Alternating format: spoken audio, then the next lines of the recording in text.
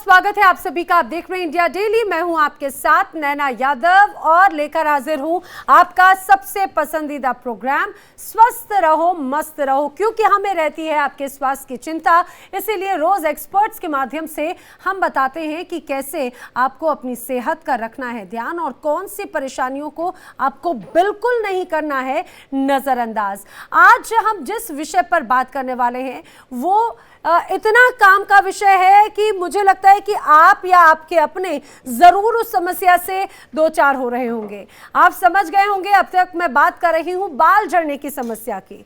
आजकल hair fall होना, बाल झड़ना इतना कॉमन हो चुका है कि जिसकी वजह से हम देखते हैं कई लोगों में बाल्डनेस की दिक्कत आ गई है। अब तो कोई उम्र का भी क्राइटेरिया नहीं रहा, चाहे महिलाएं हो, पुरुष हो, बुजुर्ग हो, बच्चे हो, हर किसी में आजकल बाल झड़ने की समस्या बहुत कॉमन है।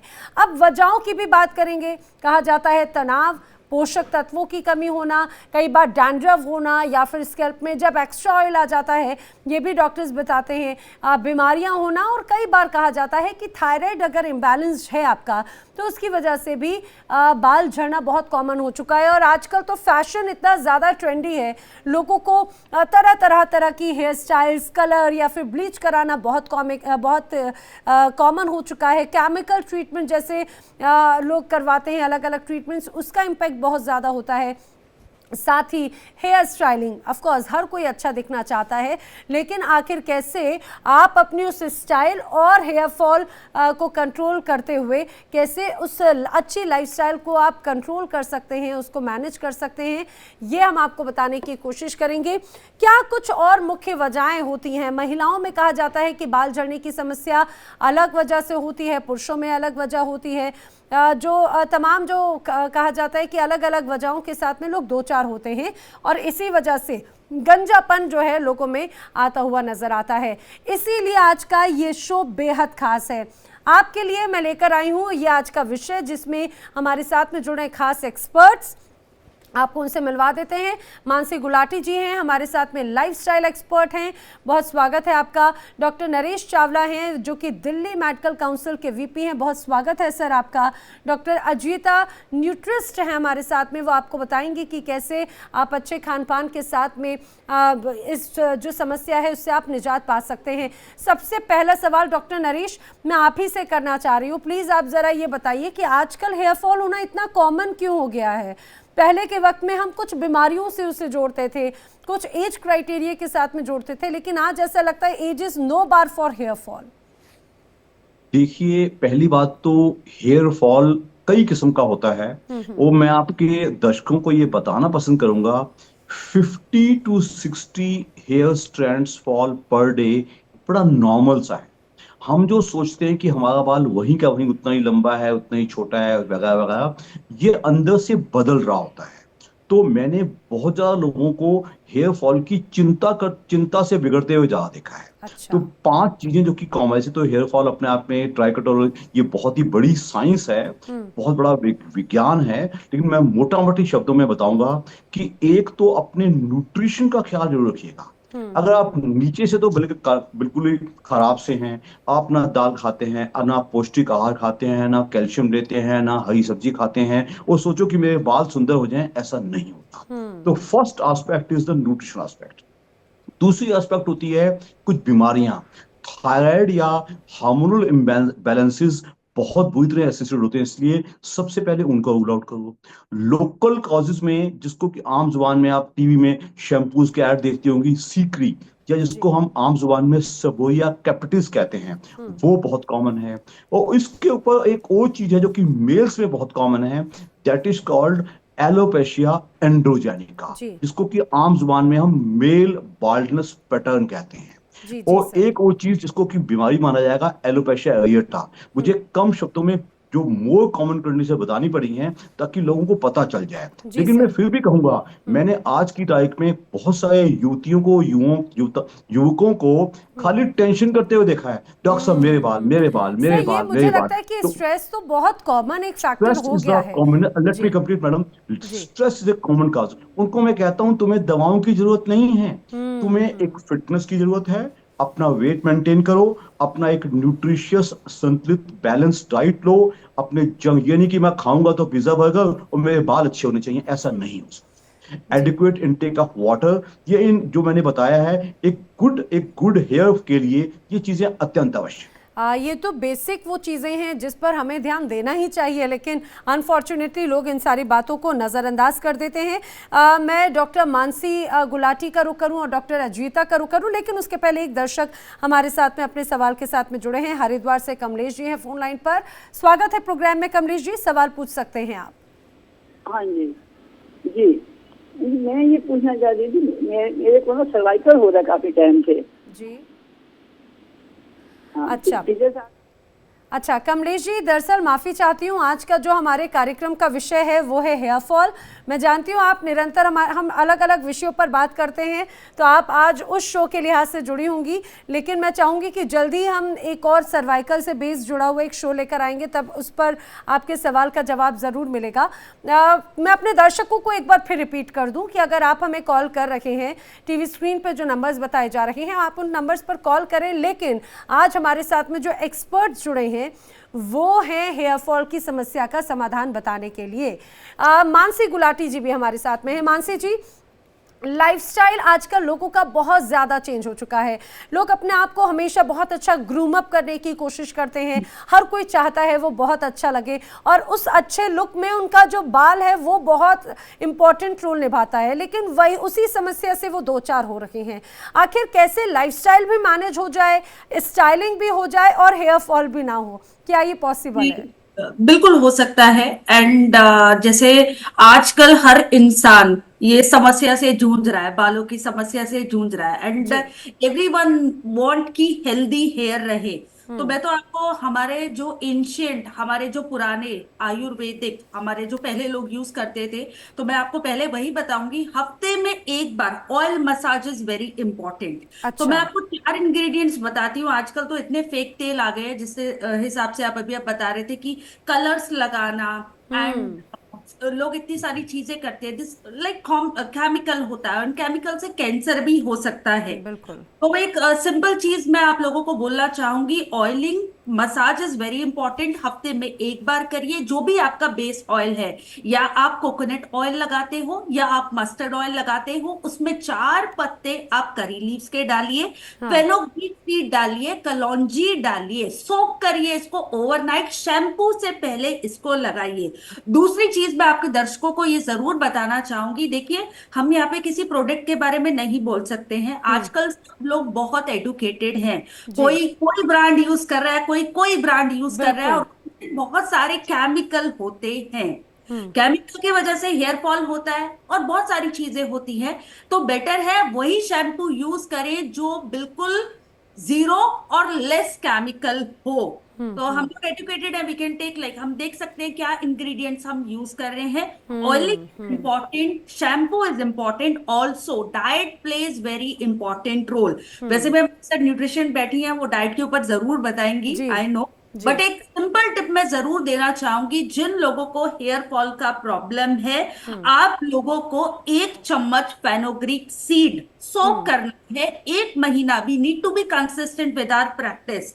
अगर आप समस्या को जड़ से दूर करना चाहते हो तो 1 महीने इसको भी कंटिन्यू करिए। कोई भी ले सकता है, किसी सभी के लिए? हर उम्र के लोग इसको ले सकते हैं। जैसे अभी हमारे साथ डॉक्टर भी बैठे थे, वो बता रहे थे हार्मोनल इम्बैलेंस, थायराइड की समस्या, 45 million people are facing this problem, hair fall का जो आपका प्रॉब्लम की समस्या है। एंड इसको बिल्कुल तनाव नहीं लेना है। अगर आप हो सके तो आप ये जरूर फेनोग्रीक सीड लीजिए, इससे भी आपको बहुत अच्छा रिजल्ट मिलेगा। And second, last most important, hormonal imbalance की बात कर रहे थे, उससे hair fall, skin related, other, जैसे अभी एक आपके आए थे सर्वाइकल और अदर चीजें, तो सिंपल चीज आपको बताती हूँ, शतावरी। अगर शतावरी अगर आप ले लेते हैं ब्रेकफास्ट के बाद, वो भी आपको बहुत अमेजिंग ट्रांसफॉर्मेशन मिलेगा। मैं आपको और बताऊंगी हेयर मास्क के बारे में। बिल्कुल, मैं आगे आपसे सवाल करूं, डॉक्टर मानसी का भी मैं रुक करूं, लेकिन उसके पहले एक दर्शक हमारे साथ में है झारखंड से, मालती जी ने हमें फोन लगाया है। बहुत स्वागत है प्रोग्राम में मालती जी, आपका सवाल पूछें अपना। हाँ ठीक है, ठीक है, ठीक है। मालती जी, आप मुझे सुन पा रही हो तो सवाल पूछें। मुझे लगता है मालती जी तक आवाज नहीं पहुंच पा रही। अगली दर्शक दिल्ली से हैं अंजू जी हमारे साथ में। अंजू जी, आप मुझे सुन पा रही हो तो सवाल पूछ सकती हैं आप। मुझे लगता है कि शायद उनसे संपर्क नहीं हो पाया है। डॉक्टर मानसी, डॉक्टर अजीता, माफ कीजिएगा डॉक्टर अजीता, अब लाइफस्टाइल की बात हो गई, खान पान की हमेशा हम बात करते हैं। जाहिर सी बात है एक तबका ऐसा है जो जंक फूड की तरफ तो बहुत अट्रैक्ट होता है, लेकिन कई लोग अपनी हेल्थ को लेकर बहुत कॉन्शियस होते हैं। अब आप ज़रा मुझे हेल्थ को लेकर भी बताइएगा, क्योंकि मेरे 2 सवाल हैं। अक्सर हम जब भी हेयर फॉल होता है, किसी से बात शेयर करें तो कहा जाता है कि अरे मौसम का बदलाव है, बारिश के मौसम में तो अक्सर बाल झड़ते ही हैं, इस मौसम में पानी बदलता है तो बाल झड़ते ही हैं, खासतौर से फीमेल्स में आफ्टर डिलीवरी तो बाल झड़ते ही हैं। ऐसा लगता है बाल झड़ते ही हैं, आजकल ये बहुत कॉमन हो गया है। तो आखिर ये बाल ना झड़े उसके लिए क्या करना चाहिए? सॉरी, लास्ट टाइम भी जब हमारा एक शो हुआ था तो मैंने उस टाइम भी बोला था कि जो ये कन्वीनियंट फूड की जो हमें आदत पड़ गई है, इससे हमें बाहर तो निकलना पड़ेगा। लेकिन जो आप बात करें कि बाल तो झड़ते ही हैं, आप किसी डॉक्टर के पास भी जाते हैं तो डॉक्टर आपको यही बोलता है कि हाँ जी बाल तो झड़ेंगे ही झड़ेंगे। इसके पीछे एक छोटी सी साइंस है। देखो, आयुर्वेद, मैं आयुर्वेदिस्ट हूँ और तो मैं आयुर्वेद के मतलब उससे के पॉइंट ऑफ व्यू से ही आपसे शेयर करूंगी। हमारी बॉडी में जो बोन्स होती हैं, बोन अस्थि धातु का जो मल होता है वो होते हैं आपके बाल। तो अस्थि धातु जब तक आपका स्केलेटल सिस्टम बहुत ज्यादा स्ट्रॉन्ग नहीं होगा, बाल झड़ते रहेंगे। Now the second point is as you said कि पोस्ट डिलीवरी जो फीमेल्स होती हैं उसमें हेयर फॉल होता है। नॉट ओनली पोस्ट डिलीवरी, आपको डेंगू हुआ हेयर फॉल होगा, मैसिव हेयर फॉल होगा, आपको टाइफाइड हुआ मैसिव हेयर फॉल हुआ, आपको चिकनगुनिया हुआ मैसिव हेयर फॉल होगा। क्यों होता है? बिकॉज आपका स्केलेटल सिस्टम जो होता है वो कहीं ना कहीं टैक्स होता है। तो आपको अपनी बोन्स को बहुत ज्यादा स्ट्रॉन्ग करना पड़ेगा। और इसके लिए आप क्या कर सकते हो? आपको सोक नट्स लेने बहुत इंपॉर्टेंट है। एक मुट्ठी, जितना भी एक नॉर्मल जिसे हम बोलते हैं, जिसकी एक मुट्ठी प्रमाण बोलते हैं, इतना एक मुट्ठी प्रमाण जो है, आप जब इवनिंग स्नैक करते हो ना, तो इवनिंग स्नैक में आप टिक्की, समोसे, चाट पकौड़े ना खा के एक मुट्ठी अपने ये नट्स ले सकते हो। सेकेंडली, जैसे डॉक्टर मानसी ने बोला shatavari, so I am very much in favour of shatavari, but उसमें थोड़ा सा हमें ध्यान ये रखना पड़ता है कि जो विमेन जो हैं या जो लोग, इवन जो मेल्स भी हैं, उनमें भी हार्मोनल इम्बैलेंस होता है। तो जब हमारा हार्मोनल इम्बैलेंस हो रहा है तो शतावरी कितने प्रमाण में लेना है और उसका डोज कब होना चाहिए, that should be very very important. Shatavari itself is a phytoestrogen, तो ये आपको बहुत ज्यादा हेल्प करता है आपका हेयर फॉल रोकने के लिए। Third most important thing is कि जो हमें ऑयलिंग का कल्चर ना अब हमारे लाइक कल्चर से थोड़ा डिलीट होता जा रहा है। मतलब लोगों को ऐसे लग रहा है अरे यार बाल ऑयल नहीं लगाना, मुझे इरिटेशन होती है। So this is the worst what they are doing for themself. Oil लगाने का भी एक तरीका होता है। जब आप ऑयलिंग करते हैं तो आपको ऑयलिंग जो है अपनी रूट्स जो होती है ना उनके अंदर में ऑयलिंग करना, माने आप ये पोर्स यूज करेंगे, कोई बहुत हार्श कुछ भी चीज हाथ में नहीं लेंगे, ना मसाजर लेंगे ना कुछ लेंगे, सिर्फ अपने फिंगर पोर से लेके अपने बालों की पार्टिंग करके उसके अंदर आपको ऑयलिंग करनी है। ऑयलिंग करने का एक मकसद है कि आपको वो जो अपना हेयर बल्ब है उसको स्ट्रॉन्ग करना है। बहुत सारे इंग्रेडिएंट होते हैं जिनको हम यूज कर सकते हैं। मैं खुद अपने ऑयल प्रिपेयर करती हूँ स्पेशली हेयर फॉल के लिए। तो ये इतना अच्छे से आपको न्यूट्रिशन देता है। बिकॉज ऑयलिंग क्या करता है, ऑयल इज अ स्नेह द्रव्य। जितना आपका स्नेह द्रव्य टॉपिकल एंड इंजेस्टेड वे में जब उसका आप बैलेंस करके रखोगे तभी आप अपने बालों की जो अपर मोस्ट लेयर होती है ना केराटिन, उसको प्रोटेक्ट कर सकते हो। सेकेंडली, जब आप बहुत ज्यादा बाहर निकलते हो, अगर आपको बाहर जाना पड़ जाता है तो please don't forget to cover your hair, because जो सन रेज होती है उससे आपके हेयर स्ट्रैंड में फोटो डैमेज होगा। मैम ये बहुत इंपॉर्टेंट है, क्योंकि अक्सर लोग हम जिन्हें देखते हैं फील्ड वर्क करते हैं और वो चाहे बात हम कई पुलिस पर्सन्स को देखते हैं, कई हम मेरे ही फील्ड के कई रिपोर्टर्स और वीडियो जर्नलिस्ट होते हैं, उनका दिन भर का वर्क रहता है और जाहिर सी बात है सीधे एक्सपोजर उनका पड़ता है। डॉक्टर परमेश्वर अरोड़ा जी भी इस समय हमारे साथ में हैं। बहुत स्वागत है डॉक्टर परमेश्वर अरोड़ा आपका भी। डॉक्टर परमेश्वर, एक सबसे इम्पोर्टेंट सवाल मुझे लगता है जिसका इंतजार और जवाब जो है हम मेरे सभी दर्शक जानना चाह रहे होंगे, क्या बाल्डनेस को पूरी तरह से खत्म किया जा सकता है? अगर बाल झड़ चुके हो तो क्या उन झड़े हुए बालों को या फिर उस गंजेपन को खत्म किया जा सकता है? क्या ऐसा कोई ट्रीटमेंट है? देखिए नैना जी, चमत्कार की बात नहीं करते, गारंटी की बात नहीं करते, बात फैक्ट्स पे करते हैं। आपको बाल वापस आएंगे या नहीं आएंगे डिपेंड करता है कि आपके हेयर फॉल का कारण क्या। अच्छा। क्योंकि अगर आपका हेरिडिटरी है, आपके परिवार में चल रहा है गंजपन, तो एक उम्र के बाद जो है आपके बाल जाने ही। हाँ, आप अच्छा खान पान अपना करके, अनुशासित जीवन शैली अपना करके आप अपने जो ये जेनेटिक इम्पैक्ट आपको आने वाला है अपने फादर से, उसको डिले जरूर कर सकते हैं, आप उसको कम जरूर कर सकते हैं, लेकिन वो चला जाएगा ऐसा नहीं है। नंबर एक। नंबर दो, हेयर फॉल अगर ट्रोमा के कारण है, कहीं सिर में चोट लग गई, उस जगह स्कारिंग हो गई, तो वहां बाल नहीं आएंगे। बर्न का केस है, जल गया स्किन, अनफॉर्चुनेटली वहां बाल नहीं आएंगे। या कोई ऐसा मतलब परमानेंट लॉस होता है, हेयर लॉस होता है, जहां पे स्कारिंग हो जाती है। अब आपको वो गंजपन था किसी कारण से, लेकिन आपने ट्रीटमेंट नहीं कराया, तो धीरे धीरे हेयर फॉलिकल वहां के डैमेज हो जाता है, उसको हम बोलते हैं स्कारिंग हो गई, वहां की स्किन हार्ड हो गई, तो वहां बाल वापस नहीं आएंगे। हाँ, जो कॉमनली हमें हेयर फॉल देखने को मिलता है, जो जनरल डेबिलिटी की वजह से होता है, मौसम में चेंज की वजह से होता है, या कभी हम कहते हैं कि बीमारी के बाद होता है, या कभी कभी मेडिसिन के इम्पैक्ट से होता है, वो सब रिकवरेबल है। वो सब आप वापस से पूरे बाल आप वापस ले सकते हैं, अगर आप अपने जो अंडरलाइंग कोज है उसको आप ट्रीट कर लें। अगर आप ये कहते हैं कि मुझे तो मेरी तो लाइफस्टाइल भी ठीक है, मेरी डाइट भी ठीक है, मैं कोई बहुत, हम लोग आयुर्वेद के स्कॉलर पैथिक डिसऑर्डर बोलते हैं इसको जी। वात पित्त कफ 3 दोष होते हैं, उनमें से hair fall as well as greying of hair, ये पित्त दोष के कारण होती है। अगर आप बहुत अधिक खटाई खाएंगे, बहुत अधिक मिर्च मसाला खाएंगे, आपकी प्रकृति पित्त की है, तो यहाँ पे आपको greying of hair, hair fall ज्यादा देखने को मिलता है। तो आपकी डाइट भी ठीक है, तो मुझे लगता है 3 चीजें पकड़ लीजिए अगर आपको हमेशा अपने बाल रेजुविनेटेड रखने हैं। एक आंवला, एक कोई आयरन और एक कैल्शियम, ये 3 चीज। और जैसा अभी मेरे से पहले एक डॉक्टर साहब ने बोला कि ऑयल जो है वो बहुत ही रेजुविनेटिंग होता है। एक्चुअली हेयर फॉल होना भी अपने आप में एक डीजनरेशन की निशानी है, जनरल डेबिलिटी की निशानी है। ऑयलिंग रेजुविनेशन करता है, वात दोष का शमन करता है। तो सिर पे तेल लगाना बहुत एसेंशियल है, जो हमारे बड़े लगाते थे। नाक में तेल डालना बहुत एसेंशियल है, जो हमारे बड़े करते थे। लेकिन आज हम तेल से दूर जा रहे हैं, डीजनरेशन में जा रहे हैं, एंड डीजनरेशन का सबसे पहला इंपैक्ट है हेयर फॉल। और मैं तो एक बात बोलूं सर, जैसे मेरा पर्सनल अनुभव है, अगर हम किसी सैलून में जाते हैं तो वहां पर तो एक्सपर्ट्स कहते हैं आपको तेल बिल्कुल नहीं लगाना है, ये जो तेल है आपके बालों के लिए हानिकारक है, और वहां से ही दिक्कतें शुरू हो जाती हैं। मैं आगे बढ़ूं, हिमाचल से नागेंद्र इस समय हमारे साथ में फोन लाइन पर हैं। स्वागत है प्रोग्राम में नागेंद्र जी, सवाल पूछिए अपना। मैडम नमस्कार, डॉक्टर साहब को भी सबको नमस्कार जी।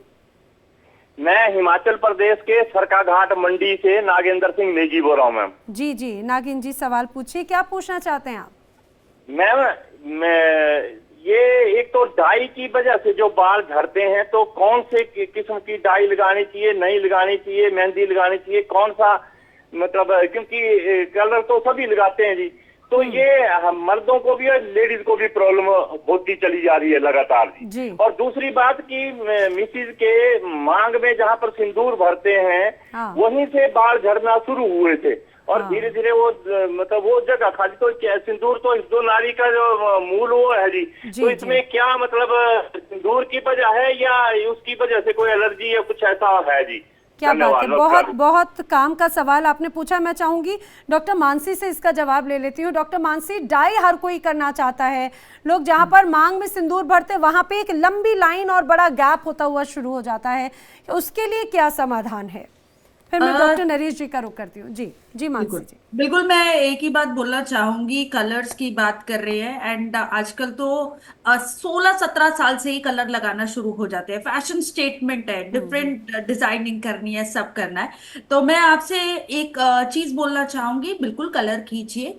ऐसा नहीं है कि मत करिए, कलर करिए। बट जैसे आप प्री मेच्योर ग्रेइंग की बात कर रहे हैं, या उनका जो लेयर बन गया है, जो लेयर बन गया बिकॉज ऑफ कलर बहुत सारा यूज करने से, केमिकल यूज करने से, तो सबसे पहले तो मैंने आपको बताया, कोशिश करिए आप अपने घर पे जो भी शैम्पू यूज कर रहे हैं वो केमिकल फ्री हो। एक चीज मैं जरूर आपको बताना चाहूंगी, अचानक अगर आपको ऐसा लग रहा है तो सबसे अच्छी रेमेडी है बटर मिल्क। कंडीशनर हम लोग लगाते हैं शैम्पू के बाद, सबसे अच्छा कंडीशनर होता है बटर मिल्क। उसको हफ्ते में एक बार लगाइए, उससे भी आपको बहुत अच्छा रिजल्ट मिलेगा। ओके। थर्ड चीज अगर आप कोशिश कर सकते हैं तो भृंगराज जो होता है उसका भी अगर आप तेल लगाएं, या आंवला की, अगर अभी बात कर रहे थे डॉक्टर परमेश्वर जी, वो भी सही बोल रहे थे, आंवला का जूस भी बहुत अच्छा है। हम लोग तो अपने पेशेंट को आंवला की टी बोलते हैं। लंच के बाद 10 मिनट के बाद एक आंवला टी जरूर पीजिए, अगर आपको अपने बालों को हमेशा स्वस्थ रखना है। एक और चीज बोलना चाहूंगी, जी बनाना जी। एंड कर्ड और करी पत्ता, ये 3 चीजें सबसे अच्छा मास्क होता है आपके बालों के लिए। 15 मिनट हफ्ते में एक बार इसको जरूर लगाइए। Believe me, you are going to see a good transformation.